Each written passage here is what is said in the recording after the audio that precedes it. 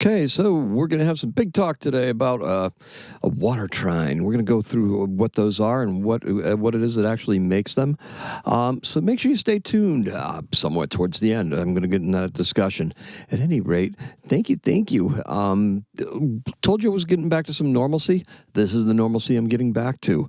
This will be available at right around 4 o'clock on Monday for Tuesday. So this is going to be the show for Tuesday.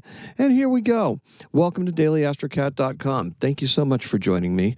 My name is Shane, and got a show for you, right? It's your everything to do about astrology. We start with a bell, right? Astrology, bells, chimes, we got all that stuff, right? Even throw a purr in there for you from Stella. She used to sit right beside me all the time. She's gained a lot of weight, but she's actually reducing it, and there's our Bella. So that's what we got for you. Hey, welcome to Tuesday. It's the 18th of March. So, moon's in Scorpio all day long. Oh, now the lies are being exposed nationally. Okay? There's a lot of stuff going on. Don't really need to get into it, right? There's a thirst for truth. And, good luck with that thirst for truth because it's going to be very, very hard to figure out. Honestly, that thirst for truth, however, beats a thirst for alcohol. Some of you might have found that out yesterday. Water, hydration, and rest, that's what you really need. Now, you can make a big deal out of anything. Just about anybody can, right? Just tune in the news, right? Oh my God, they're doing it all the time. It's like constant. They don't take a chance to take a breath. There's nobody going, just pausing for a second. It's got to be constantly in your face. Now, you can make that big deal out of anything, but pause and reflect. You yourself, you're not going to need to do that before you act today because we've got that Mercury retrograde thing going on. We also have Venus retrograde. We've got two personal planets. The personal planets are inside the orbit of the Earth. Mars is also considered a personal planet because it's within proximity to the Earth. Those personal planets, we've got 2 out of 3 that are retrograde, right? We had Mars retrograde earlier, and Mars is still in Cancer, still in that spot, right? Still thinking about what we have to be doing and doing it very, very deliberately, slowly, and intentionally. Goes well with that last moon that we had, the full moon that was a culmination, but was actually a beginning. That Pisces moon. Very important to remember that, right? That nodal shift. Yes, those nodes moved. That's right, because we had that moon all the way up in the north, that so-called lunar standstill. We did a show on that back before anybody knew what it was, before anybody knew what the actual meaning of it was. Astrologically, they weren't really saying too much of it, but it's really that point where the nodes shift, right? That those nodes go, that's at 0 degrees Aries, and then it just switches into Pisces, and then we start a whole new cycle because the moon actually runs counterclockwise. It runs the opposite of the zodiac, right? Now, pause and reflect, okay? When you do act, do it decisively and from a position of strength. Don't do anything out of weakness today. Make sure you're doing it out of strength.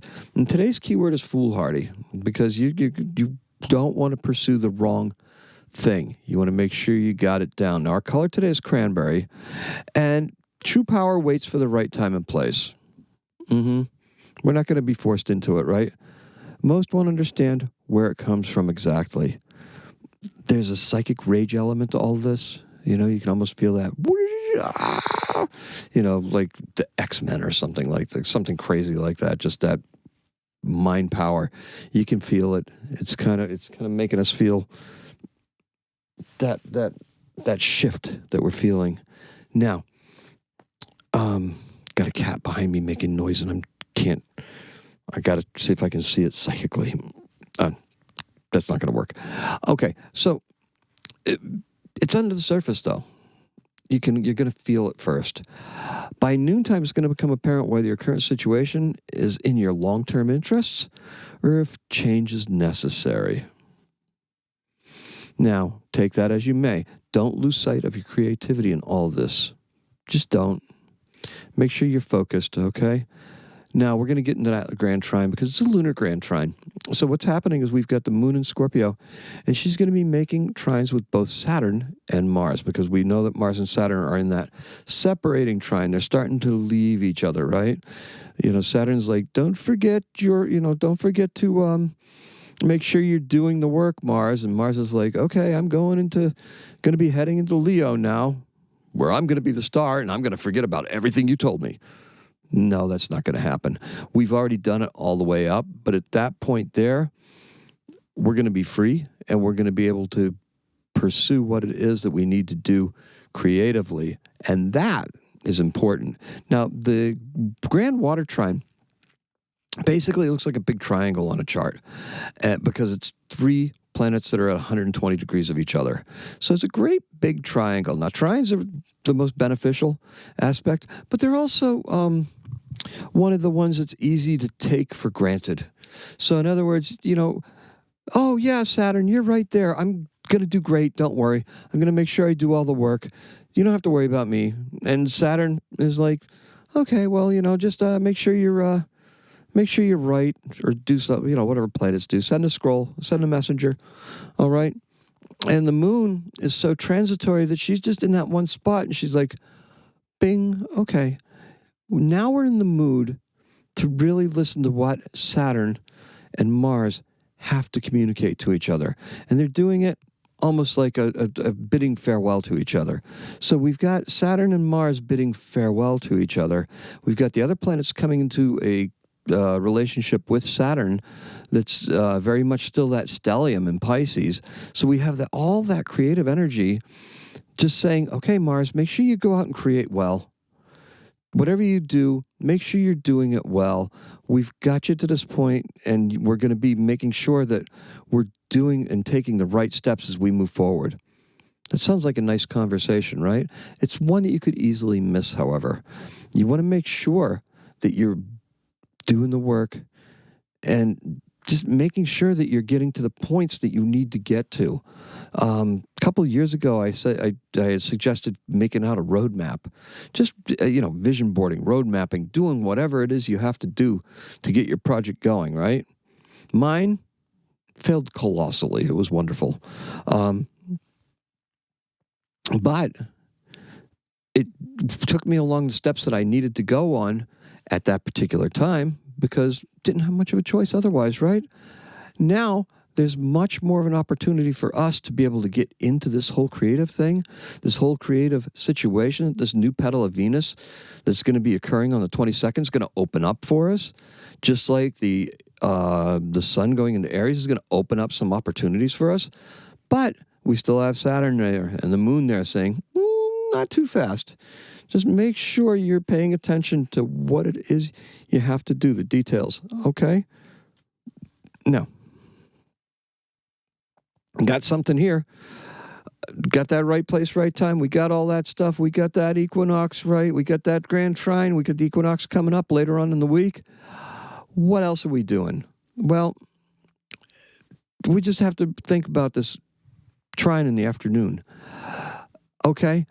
Spring's coming, 2 days. And that's going to be the second act. That's going to happen too.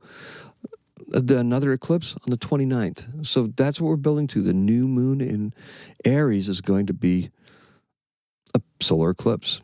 Okay? Now, taking your time. Now think about this, though. The focus is going to become more about action as we get closer and closer to April. Closer and closer to April, we're going to be acting more. Taking your time, that's okay. It's going to sound weird, but that's been the mantra here for the last 6 months. Just go easy. Watch what's happening.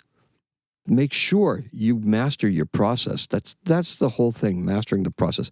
I've changed mine so many times, but I'm still trying to make sure that I'm mastering it, okay? Because that's what I have to be doing.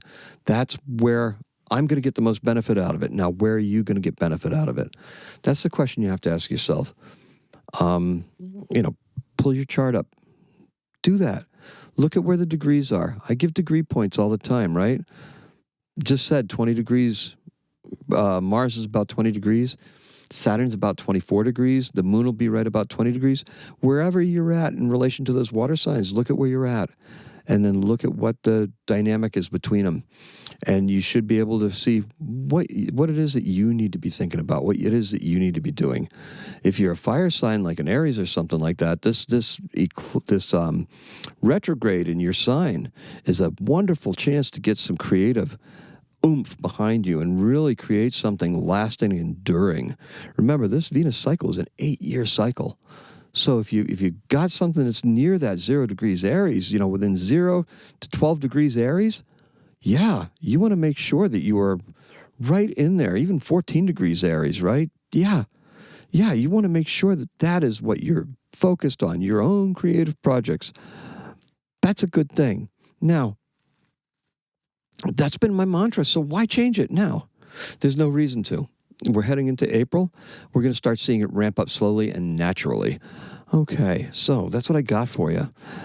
In 1902, the first record with a feature star, Enrico Caruso, was made. He's the first performer that was signed to become a person that made a record. Before, it was just people talking and doing plays and things like that.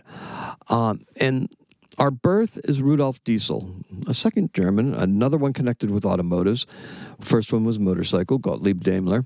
So Diesel he was born in France. He was a French-born German engineer who invented the diesel engine. He was born in Paris, and he was born in 1858, and he died in 1913. And that's all we got for you. So diesel engines still in use today, and that's what I have.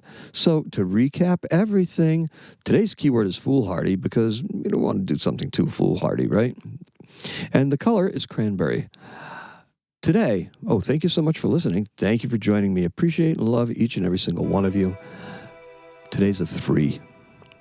Happy astrocatting.